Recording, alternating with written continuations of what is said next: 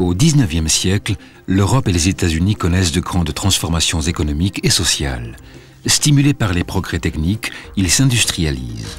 Les chemins de fer avec leurs locomotives fumantes et rugissantes, les grises concentrations d'usines, l'invention du télégraphe ou du téléphone, et les journaux bon marché qui font circuler plus vite les idées et les nouvelles, la croissance spectaculaire des villes font de cet âge industriel une époque prodigieuse.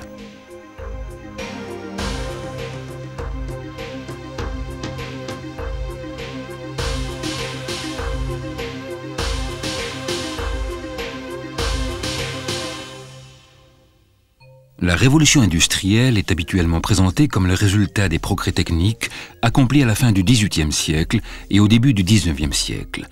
Ainsi, l'amélioration de la machine à vapeur, inventée par l'anglais James Watt, permet d'actionner d'autres machines et change radicalement les méthodes de production. Pourtant, la vraie révolution ne vient pas seulement de l'utilisation d'une nouvelle source d'énergie, celle du charbon et de la vapeur. En effet, l'eau des rivières et des torrents qui fait tourner les roues des moulins reste longtemps la source d'énergie la plus utilisée par de nombreuses usines. C'est la croissance de la production qui marque vraiment le début de l'âge industriel, notamment dans le secteur du textile. C'est en effet cette industrie du textile qui stimule toutes les autres. On parle de révolution du textile. Puis à partir de 1850, c'est l'industrie métallurgique qui prend le relais du textile. La révolution industrielle, c'est aussi un changement radical des méthodes de production. On voit ainsi se multiplier de vastes usines qui remplacent peu à peu les ateliers et la production à domicile. Ces grands bâtiments transforment radicalement les paysages, comme on peut le voir dans ce tableau. Les paysages sont désormais dominés par les cheminées et leur fumée. Ces usines font travailler de nombreux ouvriers qui actionnent des machines de plus en plus perfectionnées, comme les métiers à tisser. Ils permettent de produire plus vite et des objets de meilleure qualité. De nouveaux tissus apparaissent, comme les indiennes. Ces tissus de coton imprimés, plus légers et plus gais, qui changent les façons de s'habiller et renouvellent la mode.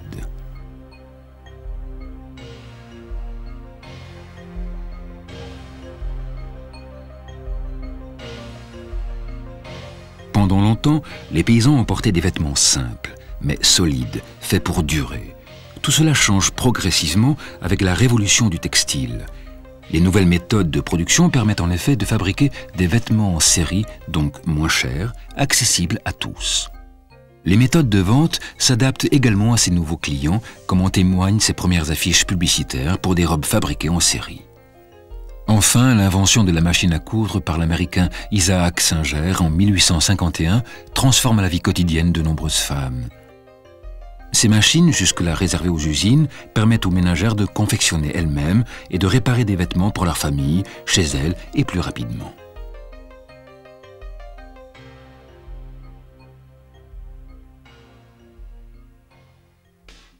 Mais la révolution industrielle ne s'y limite pas à la production. Il faut acheminer ces produits de plus en plus nombreux fournis par l'industrie.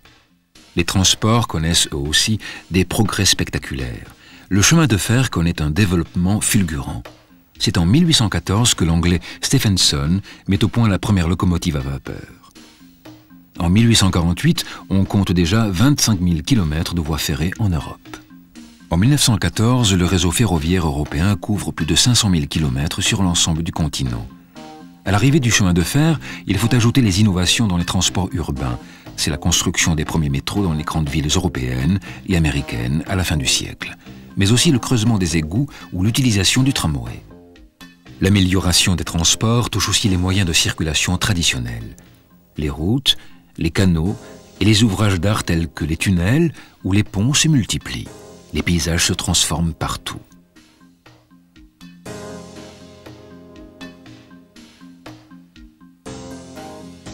Des dizaines de milliers de kilomètres de lignes et de poteaux télégraphiques sont posés en Europe et aux États-Unis tout au long du XIXe siècle.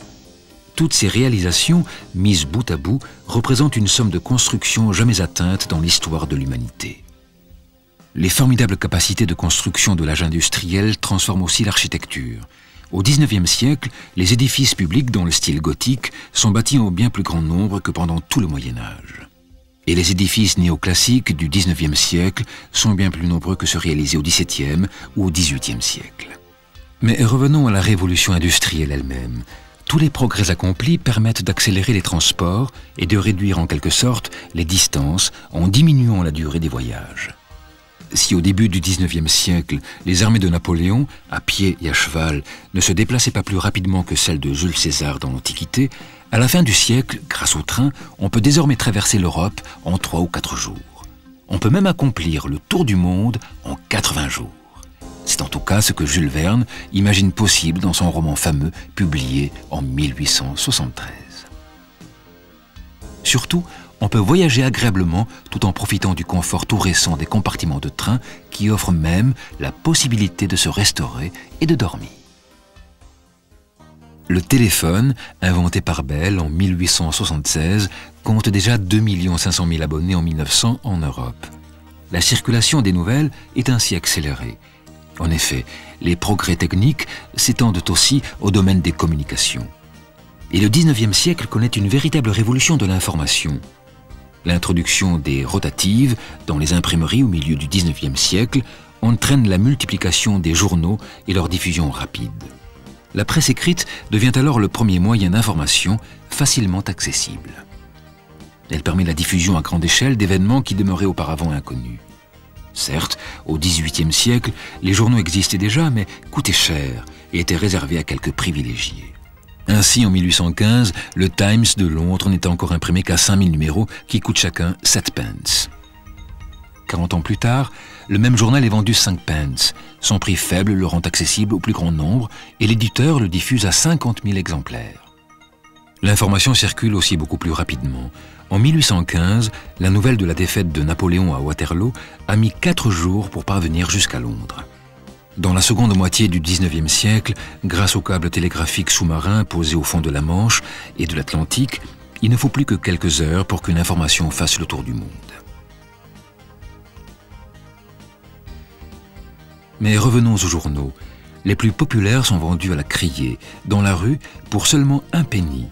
Des millions de personnes ont ainsi accès aux informations à la fin du XIXe siècle, et cela tous les jours.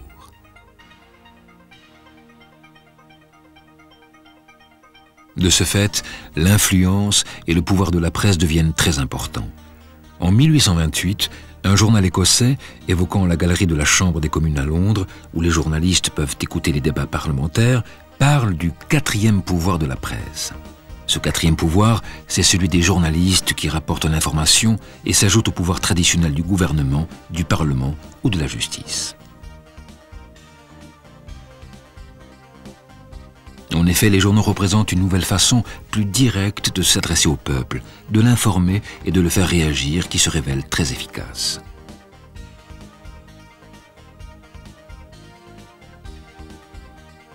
C'est ainsi que la presse a joué un rôle déterminant dans un certain nombre de grandes crises politiques du XIXe siècle, comme lors de la célèbre affaire Dreyfus.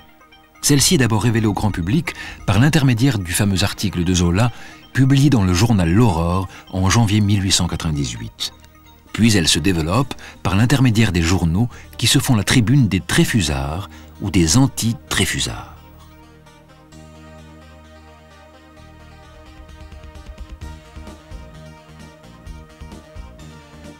Les journaux font du tort aux élites traditionnelles dont ils réduisent l'influence et peuvent même, en guidant l'opinion publique, renverser un gouvernement, ruiner une banque ou encore déclencher une guerre.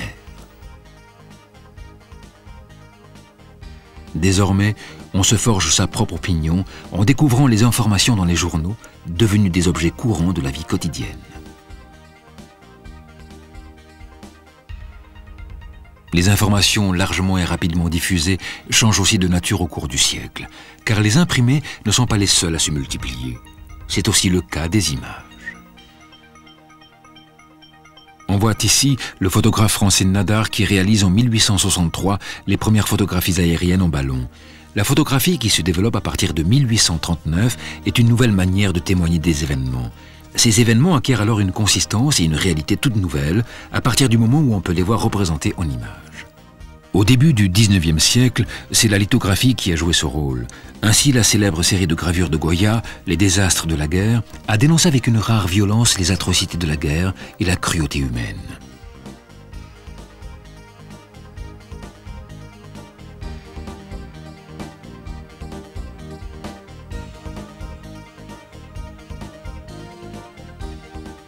Cette multiplication des images transforme la vie quotidienne de nombreuses personnes en permettant par exemple à des gens de conditions modestes de décorer leur intérieur avec des portraits, des tableaux ou des reproductions. Le public découvre le visage des personnalités qu'il ne connaissait pas auparavant.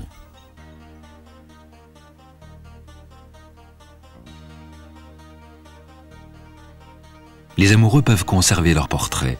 Les familles font de même et les cartes postales permettent à tout un chacun de faire partager à ses proches la découverte de lieux nouveaux. En fait, les images accentuent l'impression des hommes du XIXe siècle de vivre une époque de transition et d'innovation permanente. C'est le cas de cette photographie du chantier d'un tramway qui souligne la transformation radicale du paysage urbain.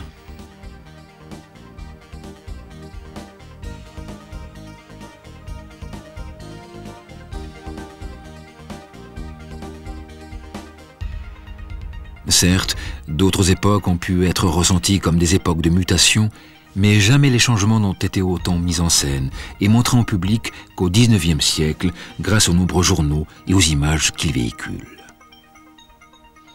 Le XIXe siècle connaît donc une véritable révolution des communications qui a des effets importants pour les hommes et les femmes de l'époque. Communiquer devient accessible à tous et la vie quotidienne se transforme. Ainsi, dorénavant, tout le monde peut envoyer un télégramme ou encore échanger des lettres, des paquets ou des mandats par l'intermédiaire de la poste. Quel bonheur de recevoir des nouvelles de proches aussi facilement et rapidement.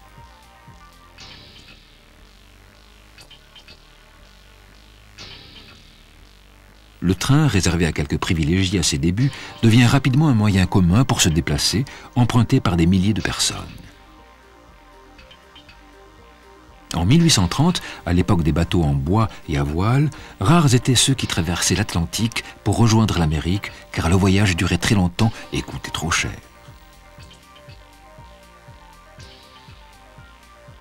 À la fin du siècle, les progrès dans la construction navale sont eux aussi spectaculaires. Avec la généralisation de la vapeur, de l'hélice et des coques en fer plus solides, 1 million d'individus font chaque année le voyage transatlantique. Dans les transformations de l'âge industriel, il ne faut pas oublier celles qui touchent le monde agricole et qui font parler de révolution agricole, même si le processus de changement est plus progressif et moins immédiatement perceptible que dans l'industrie. Certains historiens pensent même que la révolution industrielle n'aurait pu avoir lieu sans les transformations de l'agriculture qui augmentent fortement sa productivité, c'est-à-dire la quantité de produits que chaque paysan récolte et qui demeure tout de même la principale activité économique tout au long du XIXe siècle. Ainsi, en 1800, les 3/4 de la population active européenne étaient des agriculteurs qui se nourrissaient difficilement, essentiellement de pommes de terre et de pain. En 1900, en revanche, les actifs agricoles ne représentent plus que la moitié des actifs européens. Mais ils disposent d'une alimentation bien plus abondante et plus riche en viande, en fruits et en légumes.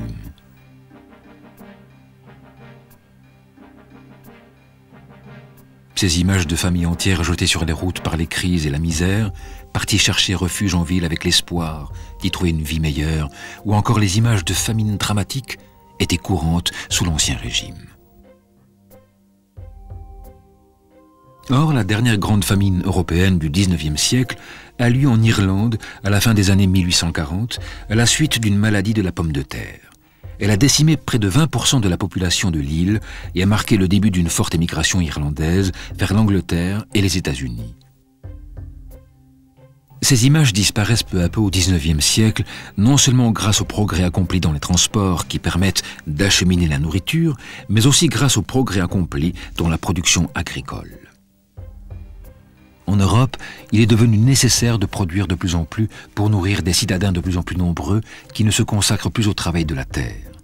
Si les citadins représentent 10% de la population totale en 1800, ils sont 40% un siècle plus tard. En Europe, en effet, les villes ont grandi et se sont multipliées tout au long du siècle.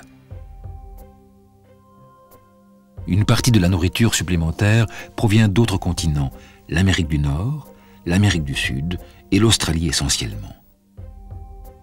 Si bien qu'à la fin du XIXe siècle, le commerce des céréales est devenu plus important que celui du coton et représente environ 10% des échanges internationaux.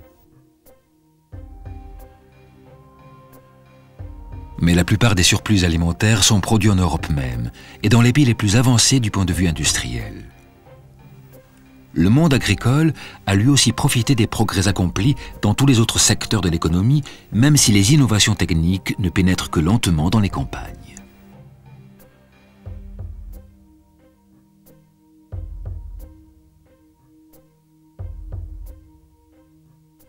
Ainsi, l'Angleterre industrielle nourrit mieux sa population ouvrière que la Russie, dont l'économie est pourtant complètement agricole.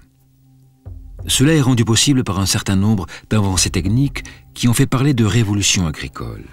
D'abord, le nombre de terres cultivées s'est élevé. Mais surtout, les méthodes de production deviennent plus efficaces. La suppression progressive de la jachère augmente les surfaces cultivées. On utilise aussi plus d'engrais, y compris les premiers engrais chimiques. Les machines agricoles apparaissent comme les batteuses ou les moissonneuses, mais elles coûtent encore cher et nécessitent le travail collectif de tout un village.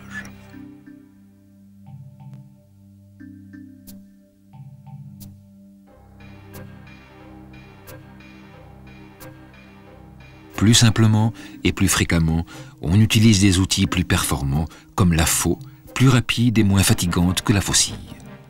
Cette révolution agricole permet donc de nourrir beaucoup plus de monde, mais ce n'est pas son seul effet.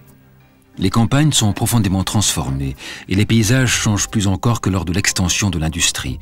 Ainsi, le défrichement des forêts et l'extension des cultures sur des terres auparavant inexploitables, comme la surface de ce plateau soumise au vent. La révolution agricole apporte enfin une amélioration du niveau de vie dans les campagnes.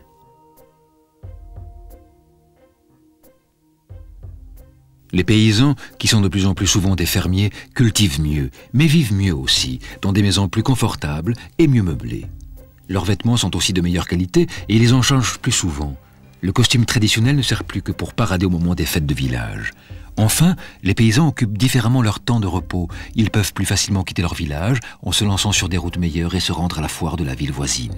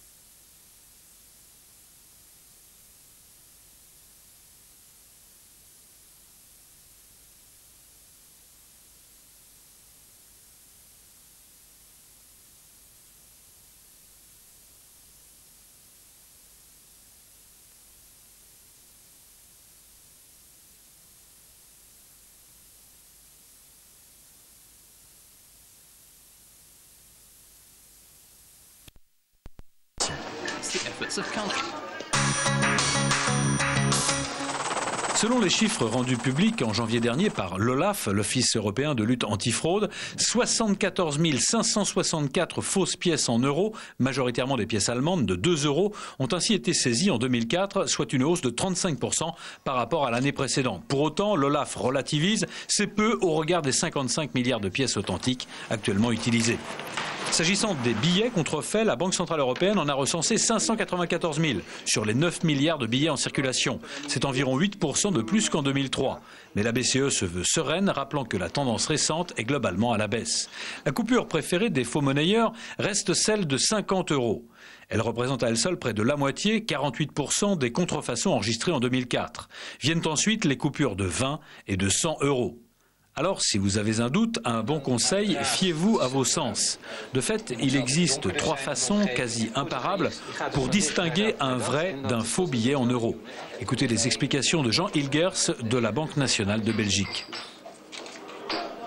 La première, c'est tout simplement de toucher ce billet, de sentir la spécificité d'un billet fabriqué sur base de fibre de coton, sentir aussi les impressions en relief sur le motif central et sur l'indication de la valeur. Le deuxième élément, c'est de le regarder. C'est de regarder ce billet et notamment la présence du filigrane ici sur la partie gauche, du fil de sécurité ou encore de ce qu'on appelle l'effet de transvision. Et puis la troisième chose, c'est d'incliner ce billet et notamment dans la partie inférieure droite pour vérifier la présence de ce qu'on appelle l'encre omnidirectionnelle. À toutes ces parades techniques s'ajoute également une coopération policière et judiciaire toujours plus étroite entre les États membres, mais aussi plus largement à l'échelon mondial. Pour toute autre réponse sur l'Europe, appelez gratuitement ce numéro, accessible depuis toute l'Union.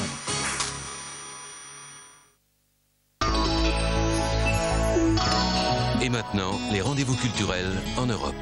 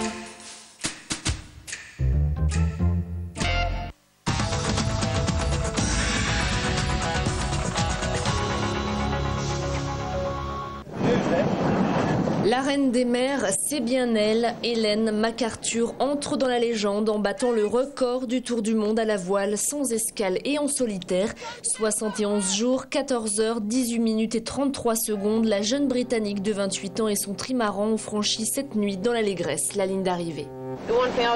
La seule chose dont j'avais envie, c'est que tous les autres reviennent sur le bateau alors que nous étions en mer pour qu'on puisse passer du temps et voir les choses en vrai. J'ai attendu ça plus que toute autre chose. Simplement, le fait d'entendre des rires sur le bateau, c'est génial.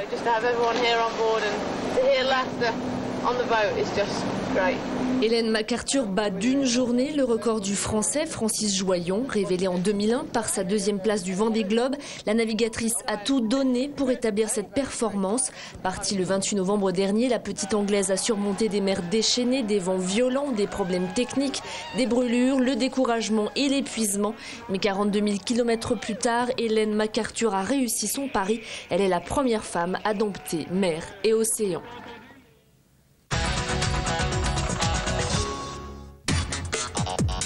Il y avait du football au Portugal avec un match décalé de la 20e journée du championnat. Boavista est tenu en échec sur la pelouse de Setúbal, score vierge. Dans les autres rencontres du week-end, Porto et Benfica s'imposent et prennent les 2 premières places du classement.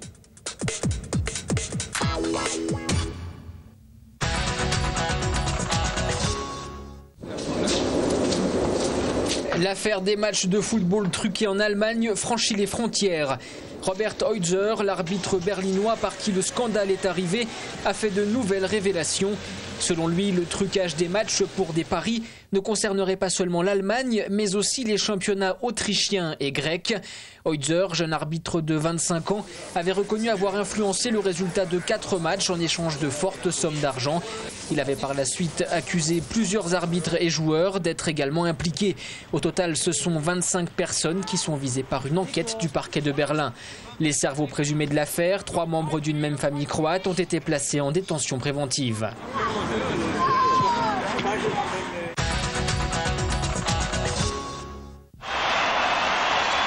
Anderlecht fait le ménage. Le club de football belge qui évolue en première division a décidé de licencier Hugo Broos. L'entraîneur paye ainsi les mauvais résultats de son équipe. Éliminé en Ligue des Champions dès le premier tour sans prendre le moindre point, éliminé en Coupe de Belgique. Suite à son match nul ce week-end, Anderlecht est désormais distancé en championnat avec 11 points de retard sur le leader, le FC Bruges. Hugo Broos passe la main à son adjoint Frankie Vercotteren.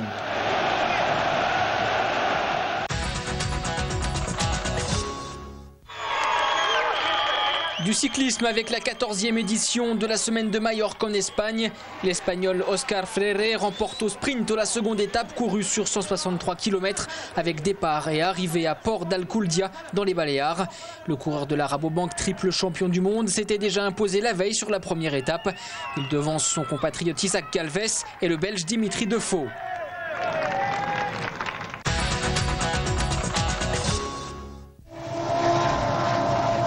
Red Bull entre dans l'arène. La compagnie autrichienne qui a racheté l'écurie Jaguar en novembre a levé le voile sur la RB1 qui disputera la prochaine saison de Formule 1.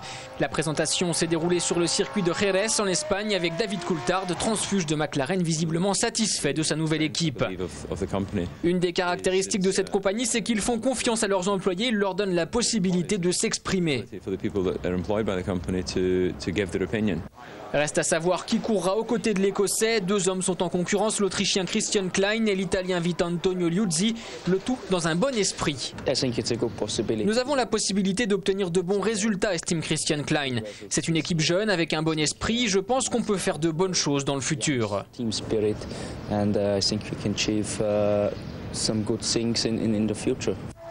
De l'optimisme mais pas de naïveté, David Coulthard sait qu'une victoire sera difficilement accessible pour la première saison de l'écurie. Plus proche de la retraite que de ses débuts, l'Écossais compte s'investir pour mettre en place les bases. Rendez-vous le 6 mars à Melbourne pour le premier acte de la saison 2005. David Coulthard reste, Mika Häkkinen lui ne reviendra pas. Le Finlandais, ancien coéquipier de l'Écossais chez McLaren Mercedes, a définitivement mis fin aux rumeurs chroniques de comeback. Bien sûr, c'est terminé, écrivez-le, je suis prêt à signer, a déclaré le double champion du monde, laissant entendre qu'il ne piloterait plus jamais de monoplace. Comme le Français Jean Alesi et nombre d'anciennes gloires de F1, Häkkinen s'était engagé l'an dernier avec Mercedes dans le championnat DTM de Grand Tourisme.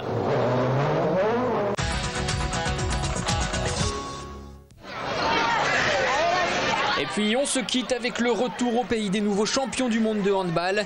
Les Espagnols ont été accueillis triomphalement à leur descente d'avion à l'aéroport de Madrid. Supporters et journalistes avaient afflué en masse pour voir de leurs yeux la coupe, preuve irréfutable que le titre n'est pas un rêve. Tout le monde respire une atmosphère différente, spéciale comparée aux autres occasions. C'est ce qui nous a tous touchés, a réagi le capitaine Matteo Garralda.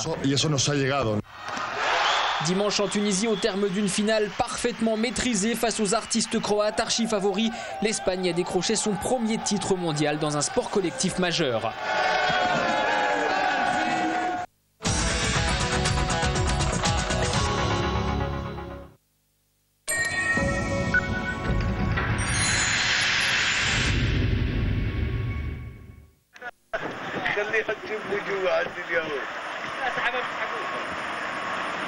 رجع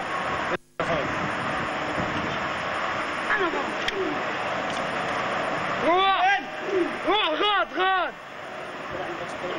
روح عند اليهود عند اليهود.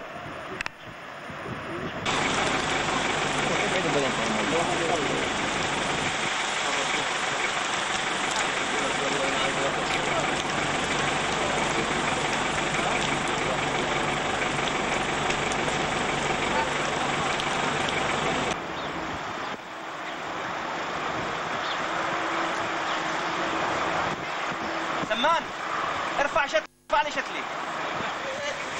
صور هذا